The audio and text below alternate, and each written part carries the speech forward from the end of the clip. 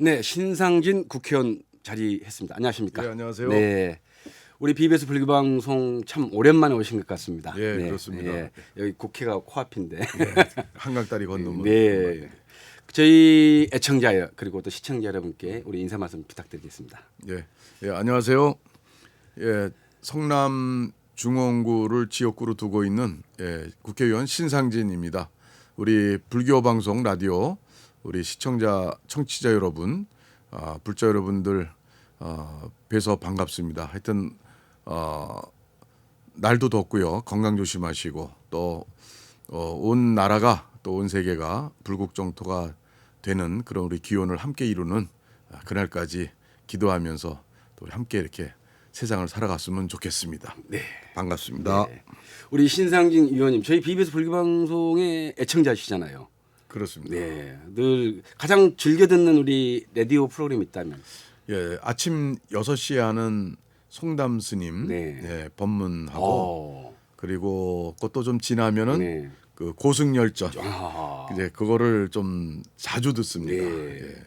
그 고승열정 그분들이 여러 큰 스님들이 나오잖아요. 그렇죠. 거기에 혹시 친견하시는 스님들도 있었나요? 과거에 뭐 경봉 스님이라든지 여러분들이 많이 조셨나요? 예, 경봉 스님 그 열전은 제가 못 들어서 못 듣- 예. 그런데 경봉 스님도 뵌 적이 있고 예. 대학교 1학년 때요. 네. 그리고 이제 구산 스님은 나왔나요? 네. 구산 스님 저희가 고승열전에 아직 아, 없습니다. 예. 예. 구산 스님도 또 송강사에서 네. 또 법련사에서 네. 또 한 몇 번 뵀고요. 네. 그리고 성철 스님도 뵌 적이 있고. 네. 그래서 참 근데 송담 스님은 아직 직접 뵌 적이 없어요. 아. 법문만 듣고 네. 유튜브로도 네. 법문 듣고 네. 상당히 법문이 아주 가슴에 와닿는 네. 아주 좋은 법문이라고 네. 생각이 듭니다.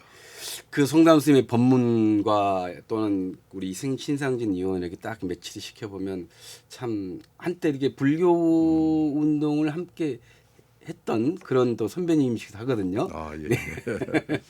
불교하고 인연은 언제 맺으셨나요? 제가 어려서 네. 불교 책도 보고 네.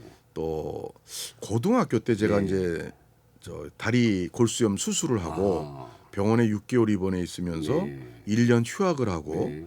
책을 이제 이것저것 많이 봤는데 그때 이제 집에 그 한글 대장경 전집이 있었어요. 네. 동국 역경원에서 네. 이제 그 대장경을 이렇게 무작정 봤죠. 네. 예, 몇 권 이렇게 보면서 또 이제 불교에 대한 좀 이해를 했고 또 헤르만 헤세의 그 시타르타 네. 그 소설을 제가 또 어. 아주 탐독을 하면서 고등학교 때 사춘기 때죠.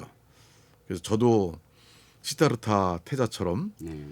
출가를 하고 싶은데 이 부모님 그 걱정, 그 부모님을 결국 이제 그 시타르타 태자가 부모님의 그 걱정과 만류를 뿌리치고 이제 이게 출가하시는 이제 그런 거를 이제 저와 항상 이렇게 좀 저라면 어떡할까 이제 그런 생각하면서 이제 그 정신적으로 마음적으로 많이 이렇게 인연을 맺었던 것 같습니다. 예.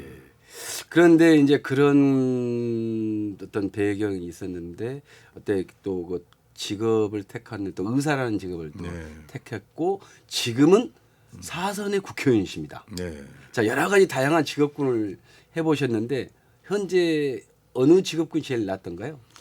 뭐 각기 장단점이 있겠죠. 네. 근데 저는 고등학교 때 이제 아프면서 네. 의사가 되기로 네. 결심을 했고 또 의과대학을 갔더니 또 서울 사당동이라는 곳에서 야학교사를 누가 권해서 대학교한테 야학교사를 했어요.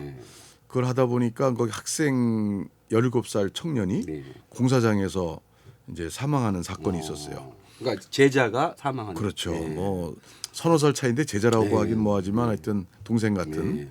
그 제가 저는 대학교를 들어가고 또 의대로에서 앞으로 의사가 돼서 자기 꿈을 펼칠 수 있는 상황인데 그 학생은 초등학교도 졸업 못하고 어린 나이에 공장 다니고 공사장 다니고 그러다 죽고 그래서 제가 이거 그 안 되겠다 해서 사회 문제에 관심을 갖고 사회 이제 어떤 평등 그것이 좀 더 나가다 보니까 그 시대의 어떤 분위기에 따라서 이제 사회주의 혁명을 하자 그렇게 이제 운동권으로 들어가서 공장 다니는 노동 노동자로 노동운동가로 또 뭐 시민운동가로 그러다 또 의대를 15년 만에 졸업을 했어요.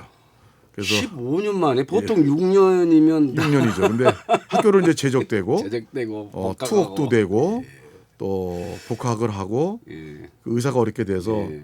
또 지금 저희 지역구인 그 성남 우리 중원구에 예. 그 공단이 있어요. 예. 그 지역에.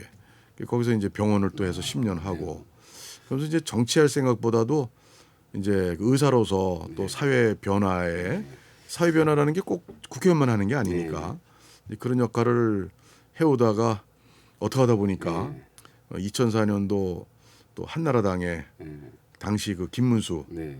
전 경기지사죠. 그분이 이제 공천심사위원장을 하고 있었는데 같은 또 서울대 운동권이잖아요. 예, 운동권 노동운동 같이 했죠. 예. 그분이 이제 저를 예. 권유를 해서 네. 영입해가지고 이제 저희 지역은 원래는 이제 민주당 텃밭이죠. 예. 우리 한국당 그러니까 지금까지 말씀한 거 딱 들어보면 정의당 아니면 민주당 국회의원이야 맞는데. 그 살아온 걸로 보면 그렇죠. 근데 제가 2000년도 예. 그 의학분업 때 예. 김대중 정부 시절에 예. 제가 이제 본의 아니게 예. 어떡하다 이 저 추대되고 떠밀려서 대한의사협회장까지 예, 하셨구나. 대한 투쟁위원장을 했죠. 의사들. 투쟁위원장 하셨어요. 예, 회장하기 전에. 아. 그래가지고 하기 싫은 거 그냥 해다가 회원들의 전국의 어떤 뜻을 맞춰서 네. 민주적으로 하다 보니까 강경한 그 당시의 의사들 입장에 따라서 이제 감옥까지 그때 또 갔죠. 허허. 그리고 이제 의사협회장하고 직선제 처음 하고 그리고 이제 물러나서 이제 뭐 하고 있을까 할 때 정치권에 영입 제의를 받았어요. 그리고 그 당시 제가 생각이 예. 운동권 이념이 우리 사회에 이제는 좀 바뀌어야 되겠다. 네. 그 합리적이고 네. 실사구시적인 이제 그런 이념이 필요하다. 그 과거의 좌파와 또 우파의 네. 이제 그런 어떤 대립 갈등보다는 합리적으로 이 사회 문제를 풀어가고 대한민국에 적용해야 되겠다. 그런 이제 생각을 2000년도 의학분업 투쟁에 앞장서게 되면서 네. 갖게 됐던 참에 네. 이제 당시 한나라당에 영입 제의를 받고 들어갔죠. 그 지역구 성남 중원이라는 데가 그 어떤 정치색을 본다면 사실은 민주당 쪽에 좀 가까운 그런 쪽인데 민주당의 뭐 제2의 광주라고 그래요. 가까운 정도가 아닙니다. 아, 그렇습니까? 수도권에서 예. 저희 보수 쪽 대선 후보가 예.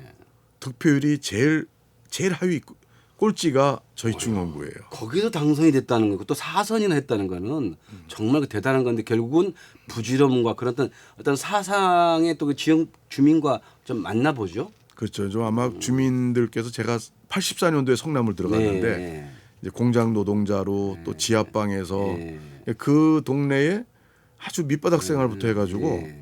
좀 주민분들이 그런 거를 많이 네. 공감하고 이해해 주셔서 네. 민주당 지지자들도 저를 찍는 분들이 네. 선거 때는 많이 있어요. 네. 뭐 그런 것 때문에 되지 않았나 싶습니다. 그래서 또 그런지 모르겠지만 이번에 자유한국당 내 그 신정치 혁신특별위원장 말은 이렇게 되지만 실질적으로는 공천의 심사위원장이라고 볼 수 있는 거죠. 아닙니다.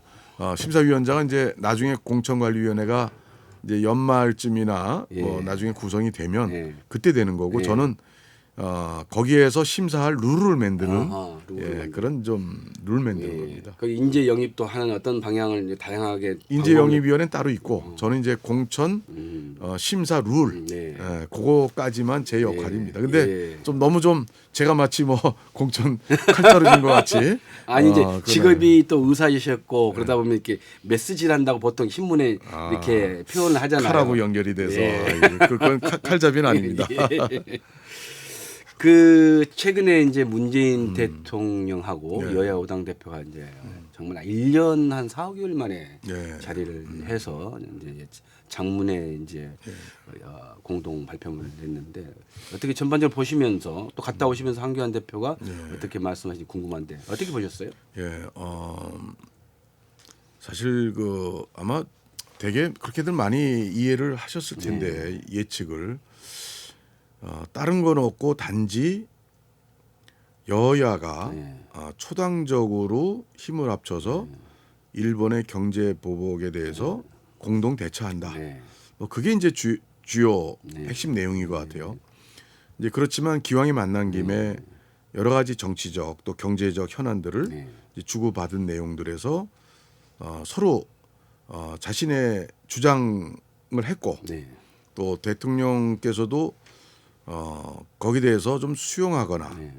좀 반영하거나 하는 그런 적극적 어떤 의사 표현은 없던 것 같아요. 그래서 좀 안타깝게 생각합니다. 좀 결과가 국민은 경제적으로 지금 굉장히 어려움에 네. 처해 있고 또 대일 관계 또 남북 문제 또 한미 어떤 그 동맹 관계 여러 가지가 지금 이 외교적으로나 경제적으로 정치적으로 또 그런 협치가 전혀 안 되고 뭐 정말 갈 때까지 가는 관계처럼 이렇게 돼 있는데 그런 것을 풀기 위한 어떤 실마리 네. 이제 그런 것을 국민들은 원했을 텐데 이제 그런 거에는 좀 국정의 총책임자인 대통령께서 네. 좀 양보가 없는 그런 회담이었다. 네. 그래서 앞으로 좀 더 좀 대통령 국정에 무한 책임을 지고 있는 청와대 대통령께서 또 여당에서 좀 협치를 위한 진정한 좀 여건을 좀 만드는데 좀 노력을 해야 될 그런 상황이라고 저는 이번에 사태를 봤습니다.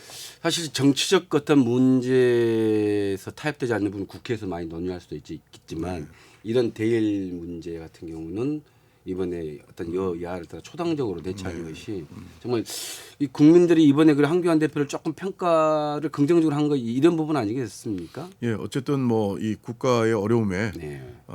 좀 야당 입장을 떠나서 네. 우리 여야가 같이 네. 이 대통령과 머리를 맞대고 이런 문제를 논의했다는 거 네. 그 자체로서 또 황교안 대표도 원래 1대1 네. 영수회담을 요구했는데 그걸 양보하고 네. 그냥 5당과 대통령의 만남을 이렇게 먼저 또 이렇게 적극 흔쾌히 제의를 한 것은 또 황교안 대표로서도 국민들의 어떤 그 인식 전환 네. 또 지지를 받을 수 있는 그런 태도가 아니었나 네. 생각합니다. 이제 성남 중원 지역에 이제 자주 내려가시고 자주 이제 스킨십을 할 텐데 실제적으로 지역 주민들이 이 경기 체감에 대해서 어떻게들 말하고 계시던가요? 저희 성남 중원구는 과거에 70년도에 그 청계천 철거민들이 이주해서 만든 아주 열악한 도시입니다. 예. 주로 이제 주민들의 생활은 이제 건설 노동자 많고요. 그 또 일용직들 많고 네. 또 뭐 자영업 아주 영세 자영업자들이 많고 그런 아주 열악한 지역인데 그러니까 이 경제의 어떤 이 어려움에 네. 가장 먼저 피부로 느끼는 사람들이죠. 예. 그러니까 뭐 동네에서 아주 경제 어렵다고 얘기를 많이 하고 살기 힘들다. 그리고 또 지금 정부에 대한 어떤 원망 섞인 이런 것들을 많이 털어놓으세요. 그러니까 정부에 대한 원망이 구체적으로 뭐 최저임금제라든지 뭐 여러 가지 부분도 있을 텐데 최저임금 얘기를 자영업자들은 많이 많이 합니다. 합니까? 우리 성남은 예. 이 뒷골목에도 아주 이 뭐 조그만 식당 이런 것들이 네, 굉장히 네. 많은 네. 동네인데 그러니까 그런 분들이 이구동성으로 네. 뭐 손님이 어떤데 제가 한번 며칠 전에 네. 점심 때 주말에 어디 식당을 갔어요. 네. 근데 이제 아구찜을 하는 조그만 그냥 동네 아주 식당인데 그 점심 시간에 여주인께서 네. 혼자 밥을 들고 계세요. 어허. 지금 식당에 손님 맞이할 시간에 네. 혼자 왜 식사를 하시냐? 네.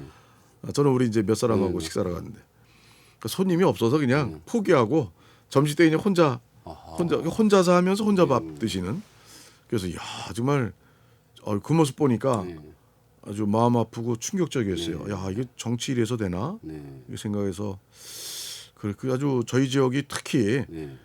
부자는 뭐 해도 3년 간다고 네, 그러잖아요. 네. 이 가난한 사람들은 하루 벌어 하루 먹는데 심각합니다. 네. 자 최저임금제도 그렇고 여러 가지 부분들 지금 현재 사회 제도 개혁을 하겠다고 한 만든 법안들이 네. 뭐 김영란법도 있고 했는데 실제적으로 우리 서민들이 시장 경제에 미치는 영향이 직간접적으로 상당히 많은 것 같아요. 그러니까 이게 저는 그렇습니다. 이게 진보 정책, 네. 저 좌파의 정책들의 저는 취지는 공감을 해요. 좋아요. 예. 최저임금 그보다도 못 받는 사람들을 좀 더 많이 올려서 한 달에 몇십만 원이라도 임금을 더 받게 해주자. 네. 취지는 선하고 좋아요. 예, 또 52시간 근로제. 그럼 그것도 근로자들 좀 저녁 있는 삶을 만들어 주자. 네. 이거 좋습니다. 취지는. 또 옛날에 제가 겪었던 의약분업 선진제도 처방과 약 주는 거를 분리해서 하자.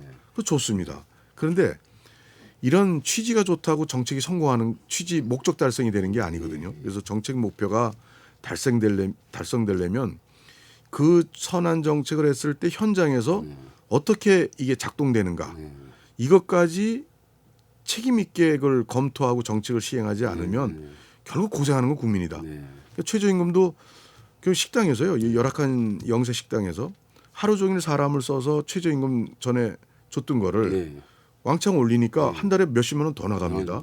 그러니까 사람을 점심시간 전후 바쁜 시간에만 근무하게 해요. 그러니까 그 최저임금 받는 그 근로자 입장에선 오히려 손해죠. 오히려 손해 하루 수입이 주는 거예요. 한 시간당 수입은 늘지만 하루 전체로 보면 줄죠.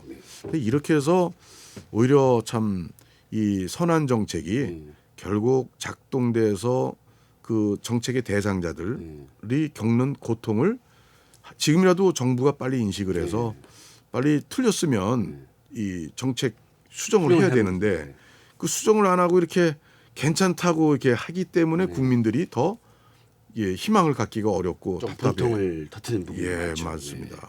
이렇게 이제 현장의 이야기를 좀 많이 또 듣고 이 저희 방송을 또 관계자분들이 많이 또 듣습니다. 그래서 아마 그런 분 참고할 거라고 보고요. 이제 뭐 당내 이야기 좀 여쭤보겠습니다.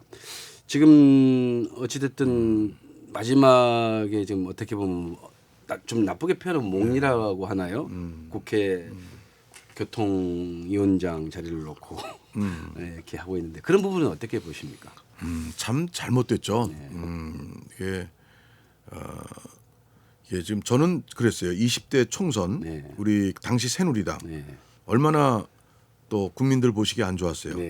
뭐 진박 간별사 무슨 막장 공천 해가지고 저 옥새 들고 나르샤 뭐 하여튼 참 그러고서 이제 국회 제가 20대 들어왔는데 그때 제가 이제 4선 국회의원으로서 이제 상임위원장을 3선 때 못하고 상임위원장을 이제 해야 될 차례인데 몇몇 의원은 제가 이제 그 당시에 미래창조과학방송통신위원회 요즘은 과방위 지금 과학기술정보방송통신위원회죠.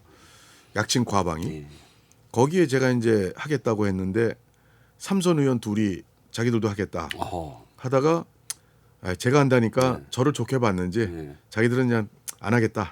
다른 위원회로 가더라고요. 근데 이제 조원진 의원 있죠 지금. 지금 애국당. 우리 공화당인가요? 우리 공화당. 그분이 이제 자기 하겠다고. 그럼 이제 복수가 되면 경선을 해야 돼요. 의원총회에서. 근데 우리 당이 그때 20대 총선 거치면서 공천 문제로 해서 참 아주 그 분위기가 안 좋았는데 그냥 1년씩 양보를 하면 투표 안 하고 그냥 나눠서 하면 되는데 근데 투표를 하면 또 언론에도 나고 그렇죠. 그래서 야 저는 그거 가지고도 자리 싸움하는 것 같이 느껴져가지고 저는 이제 조원진 의원한테 먼저 제의를 해서 내가 1년 하고 당신이 1년 뒤에 하셔. 그래서 이제 오케이 돼서 그냥 투표까지 안 가고 서로 합의해서 근데 그분이 나중에 탈당을 해가지고 이제 이거는 과방위 위원장은 이제 상임위원장들은 정당 간에 배분이 돼 있어요. 그러니까 당이 따르게 되면 못하는 거죠. 그래서 제가 이제 2년을 고스란히 했어요. 그래서 참 양보하면 또 이렇게 좋은 일도 있고 그런 건데 요즘에 그 저희 당에서 벌어지는 상임위원장 자리 싸움은 참 당이 지금 우리가 지금 바닥을 치고 참 어렵고 힘든데 문재인 정부의 잘못된 이 경제 정책이나 이 야당으로서 싸움을 하고 해야 되는데 내부 싸움을 하니까 국민 보시기 얼마나 참 창피하고 정말 좀 죄송한지요. 정말 그래서 이런 모습은 참 안 보여줬으면 좋겠더라고요. 제가 국회 그 교통이 거기가 하는 주 업무들이 이제 국토교통부 주로 그렇습니다. 박순자 의원께서 좀 못다한 일이 뭐가 있는지 잘 모르겠습니다만은 어떤 약속은 지켜야 하는 게 또 국회의원들이 하는 기본적인 거 아닐까요? 그렇죠. 그러니까 이게 우리 관례적으로 아까 제 경우 말씀드렸다시피 1년 1년 나누기로 이제 됐다고 저도 알고 있어요. 근데 그러면 그거 안 지켜지면 이후에 모든 우리 당내 의원들끼리의 여야 간의 약속을 안 지키는 건 뭐 그건 또 국민들이 또 싸우느라고 그런가 보다. 뭐 그런 일이 비일비재하니까. 근데 당내 의원들끼리의 약속이 안 지켜진다면 예. 참 우리 당은 미래가 없다. 예. 이런 그 가뜩이나 위기인데 더 위기를 초래하는 네. 이런 걱정이 됩니다. 또 하나 그러면서 또 역으로 보면 또 뭐 저희가 잘 네. 우리 방송을 진행했던 김재원 애결위원장 그 선임 과정에서 네. 또 우리 황 의원하고 좀 네. 약간 안 좋은 부분이 있었습니다. 그런데 경선을 또 주장을 또 하셨잖아요. 네. 예. 그래서 어쨌든 그런 부분에 대해서는 그 국회가 상반기, 하반기 또는 이번에는 1년, 2년 이런 부분에서 한번 중간쯤 거쳐야 하는 진통인가요? 그래서 그런 것도 저희가 이제 당 혁신도 네. 이제 저희 신정치 혁신 특위에서의 역할인데 네. 당 혁신의 그런 내부의 상임위원장 배분 문제라든가 이 그런 거를 좀 룰로 네. 정확히 못을 박는 이제 그런 좀 제도 개선도 차제에 좀 필요하지 않겠나 이렇게 생각합니다. 그럼 지금 신상균 의원님 지금 하고 계시는 이런 룰을 개선하는 작업을 혼자 하십니까? 아니면 당내에 어떤 그런 인재들이 좀 있습니까? 혁신위원회 우리 네. 저 위원들이 23분이 있습니다. 예. 당에서는 저 포함해서 8명의 예. 국회의원이 참여하고 있고 예. 외부 인사로서 예. 나머지 참여하고 있습니다. 네.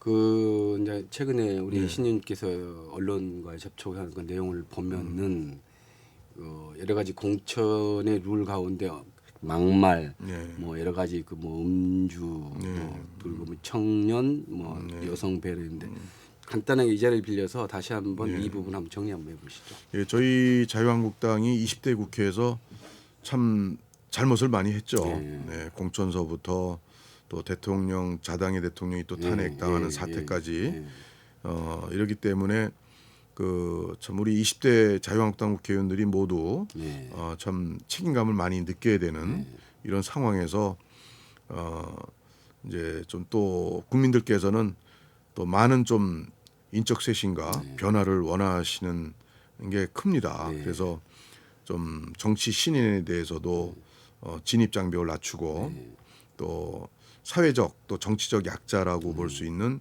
여성이나 또 장애인 이런 또 여러 또 그 소외 계층들의 정치권의 어떤 목소리를 내도록 좀 의석을 공천을 좀 배려해주고 이런 부분들과 아울러서 또 이제 좀 심한 좀 국민들 눈높이에 맞지 않는 말을 그런 막말을 하고 물론 막말에 좀 정의가 좀 세워져야 돼요.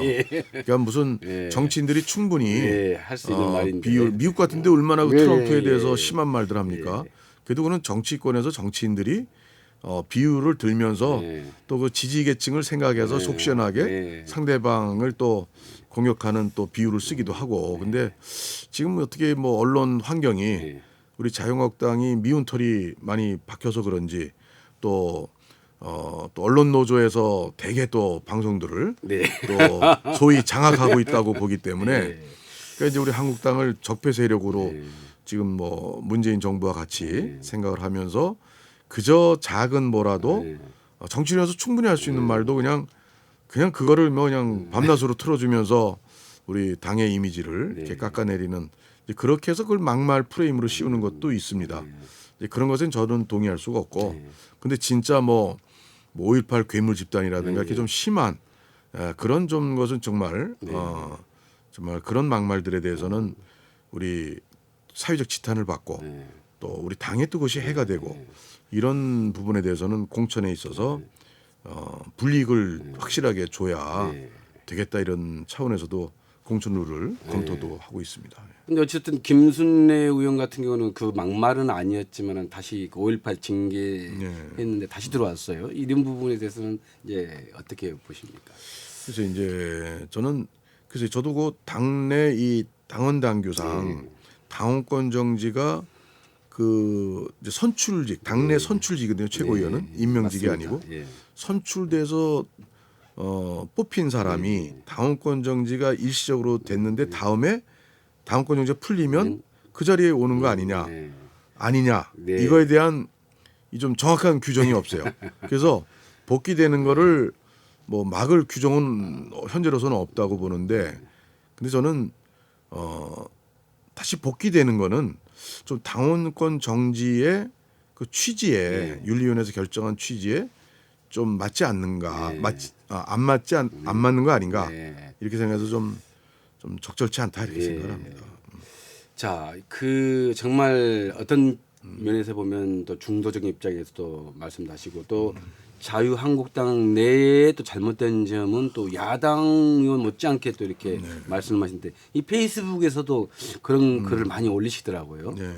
의원님께서는 그 어떻게 이제 사선 하셨으니까 하는 겁니까? 네. 그러니까 저는 이제 뭐 초재선 때는 제가 네. 정치판에 전혀 있어 본 적이 없고 네.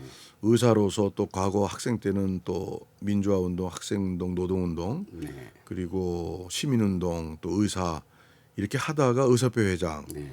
그러다 이제 정치권에 갑자기 영입 예. 케이스로 들어왔는데 그러니까 어느 세계나 어느 직종이나 이 거기 짬밥이라는 게 있잖아요. 짬밥. 네. 그러니까 그걸 오래 뭘 알아야 예. 면장을 한다고 예. 괜히 정치를 모르면서 뭐라고 말하기도 예. 힘들고 예. 실수할까 봐. 예. 그래서 제가 정치권 발들여 놓으면서 초재선 할 때는 좀 배우자. 예. 그리고 좀 고민하자. 예. 그러다 이제 삼선은 제가 1년밖에 못 했어요. 예. 또 낙선해서 3년 또 쉬다가 쉬다가. 보궐로 예. 들어가서 1년밖에 못 했고. 그 이제 4선 돼서 20대 국회 들어왔는데 또 당이 어렵고 나라가 어렵고 예. 그러니까 제가 이제 한 번 더 해서 5선 뭐 6선하고 이런 제가 국회의원 하는 게 중요한 게 아니라 어떤 역할을 하는 국회의원 어떤 역할을 해야 되는 정치인이어야 되냐. 거기에 이제 고민이 많이 돼가지고 우리 당이 이 잘못된 점이 있어도 맨날 감싸 안고 끼리끼리 이렇게 해가지고 예. 저는 여기까지 왔다고 네. 봐요. 뭐저 20대 공천, 막장 공천 등등등. 그래서 저는 끼리끼리의 어떤 계파의 폐해로부터 우리 당이 이렇게 어려워졌는데 예. 이제 제가 사선 국회의원으로서 이제 좀 책임 있는 역할을 하자. 예. 그래서 제가 당내 네. 잘못된 걸 오히려 다른 당 잘못된 거 지적하기도 네. 하지만 그것보다는 우리 당내를 바꾸자. 네. 이런 차원에서 제가 혁신위원장 맡기 전부터 이제 사선 탄핵 사태 이후에 당내 좀 쓴소리를 하는 편입니다. 실제 우리 신상균 위원장 같은 분이 좀 계셔야 그 어떤 보수의 특정 지역에 매몰되어 있는 자유한국당을 구출해낼 수 있다고 그렇게 많은 분들이 말씀하십니다. 특히 경기 수도권 지역에 있는 국회의원들이 그런 분들이 많아야 된다는 말이 많거든요. 그런 거에서 동의하시죠? 그러면 저는 예. 저희 지지층만 만나는 게 아니라 예. 저희 이제 어떻게 보면 민주당 텃밭인 예. 저희 성남 중원구에서 많은 사람 만나다 보니까 그런 민심의 다양한 얘기들을 저는 많이 듣습니다. 그래서 그런 의견을 좀 반영해서 저희 자유한국당이 건전하고 정말 올바른 정말 바로 서는 보수로 거듭나도록 하는 게 제 수도권 사선국회의원으로서 역할이다 네. 이렇게 생각하고 있습니다. 네. 자, 지지율이 항상 29, 30 그쪽에서 완전히 딱 거의 고차가 있는 플러스 마이너스 5%인데 자, 이런 형태로 한다면 총선에서 다양한 그 후보들이 나올 것이고요. 그러다 보면 몇 퍼센트, 몇 표 차로 다 네. 당락이 결정이 될 텐데 그런 부분에 대한 전략 같은 거는 좀 세우고 계시나요? 저는 뭐 어쨌든 내년 총선은 문재인 정부 3년에 대한 네. 이제 국민의 어떤 중간 평가 또 저 입장에서 심판이라고 또 표현도 하겠습니다만은 그러기 위해서는 문재인 정부와 여당과 네. 범여당과 네. 우리 이제 반문재인 이제 세력의 이제 대결이라고 봐요. 이제 반문 연대를 해야 되겠죠. 지난번에도 그런 얘기가 나왔습니다만은 지금 뭐 국민 살기 힘드니까 네. 그래서 이제 보수 대통합 네. 또 그것이 이제 보수 대통합도 어느 방향으로의 통합이냐 그 점에 있어서는 저는 좀 중도층까지 함께 할 수 있는 그런 중도 보수 개혁 대통합 네. 이런 좀 방향 속에서의 대통합이 필요하다. 네. 그것은 저희가 앞으로 이제 정치 과정에서 지금 뭐 다른 야당들도 요새 뭐 바른미래당이나 민주평화당도 시끌시끌한데 이제 아무래도 선거 전까지 어떤 그 이합 집산이 이루어지는데 저는 걱정이 단순히 표만 보고 또 지역 감정에 의존해서 이합 집산하는 정치 이념이나 방향에 대해서 보다도 또 그렇게 하는 그 모습은 좀 국민들이 안 좋아하시잖아요. 네. 그냥 표 계산만 하고 끼리끼리 막 그냥 뭐 헤쳐모여하는 그런 게 아닌 차제에 기왕에 헤쳐모여야 할 바에는 좀 어떤 좀 이념적, 국가적 어떤 국가관을 가지고 그렇게 좀 모였으면 좋겠다 이렇게 생각합니다. 자, BBS 뉴스와 사람들 우리 신상진 의원님과 함께하고 있습니다. 자, 시간 이제 어느 정도 마무리돼 가는데 꼭 이 시간에 우리가 모시는 분들에게 여쭤보는 게 있습니다. 아버님, 어머님 이제 얘기인데 15년 만에 의대를 졸업하셨고 큰 집에도 2번이나 다녀오시고 또 잡혀갈 때 어머니가 쓰러지셨다는데 지금 그 어머니 어디 계시죠? 어머님이 도솔촌에 계시지 않을까 생각합니다. 그 어머니에 대한 그리움 한번 말씀 좀 부탁드리겠습니다. 예, 제가 82년도에 네. 그때 이제 학생운동 이제 또뭐 불교운동 하다가 이제 집에서 잡혀갈 때 어머니가 평소에 고혈압이 있으신데 쓰러지셨어요. 그 제가 이제 그리고 바로 돌아가시고 저는 이제 감옥에 들어가서 1년 독방에 꼬박이 있었는데 저는 저희 어머님이 이제 미싱사 하셨어요. 아주 가난하고 예, 미싱사에 뭐 미싱. 재봉틀 미싱. 예, 재봉틀. 근데 이제 고생하신 분인데 또 제가 이제 집안의 장남으로 가난한 집에서 서울의대를 갔다고 근데 너무 좋아하셨죠. 근데 이제 아들 때문에 쇼크로 돌아가셨는데 저는 그래서 어머님의 그 참 큰 불효한 것이 제가 그것을 갚는 길은 제가 결국 어머님 같이 힘들고 어려운 분들을 위해서 정치를 하던 의사를 하던 뭘 하든 좀 그런 부분에 힘든 부분에 힘든 삶을 살아가시는 분한테 좀 도움이 되는 좀 삶을 살았으면 이제 그런 마음을 늘 갖고 있습니다. 많이 부족하지만. 뭐 지금이야 어떤 상황에 따라서 다른 종교를 지금 믿고 있는 걸 알고 있는데 정말 약사 보살의 길을 지금 걷고 계시네요. 제가 의대에 다닐 때 또 의대를 가고자 했을 때 그 약사 보살 있어요. 관자재 보살도 계시고 수많은 보살 중에 계시죠. 저는 제가 의대를 가니까 약사 보살. 정말 이현 해연선사 발언문에도 내가 필요할 땐 쌀이 되고 또 아픈 사람한테는 약이 되고 이제 그런 마음을 좀 갖고 이렇게 있습니다, 사실. 자, 이제 많이 정리할 시간인데 어쨌든 요즘 저 문재인 케어다 또 뭐 최대식 그 협회장이 단식도 하고 있는데 그 단식도 했었죠. 근데 아무튼 뭐 사회가 조금 여순하지만은 어떤 대일 문제, 여러 또 남북 문제 이제 이런 부분을 이번 그 국회에서 좀 일하는 국회로 좀 해주십사 하는 그런 많은 애청자들의 바람이 있는 것 같습니다. 이런 거 함께 이제 끝에 우리 인사 말씀 부탁드리겠습니다. 하여튼 참 국민께서 요즘에 정치를 너무 걱정하십니다. 이 정치권이 정말 국민을 바라보고 국민의 삶을 들여다보면 좀 안 싸울 일도 많고 합의해서 풀어갈 일도 많습니다. 그런데 우리나라 정치가 너무 당리당략에 치우쳐져 있는 것 같습니다. 하여튼 저도 작은 힘이나마 정치권에서 정말 국민 삶만을 바라보고 하는 정치가 되도록 최선을 다해서 노력하고 또 불자 여러분들의 그런 불국정토가 이 땅에 실현되기를 바라시는 그런 염원을 잊지 않고 노력하겠습니다. 불자 여러분들의 건강과 또 행복 또 성부를 기원합니다. 감사합니다. 네. 자, BBS 뉴스와 사람들 신상진 사선 국회의원 모시고 이야기를 함께 나눠봤습니다.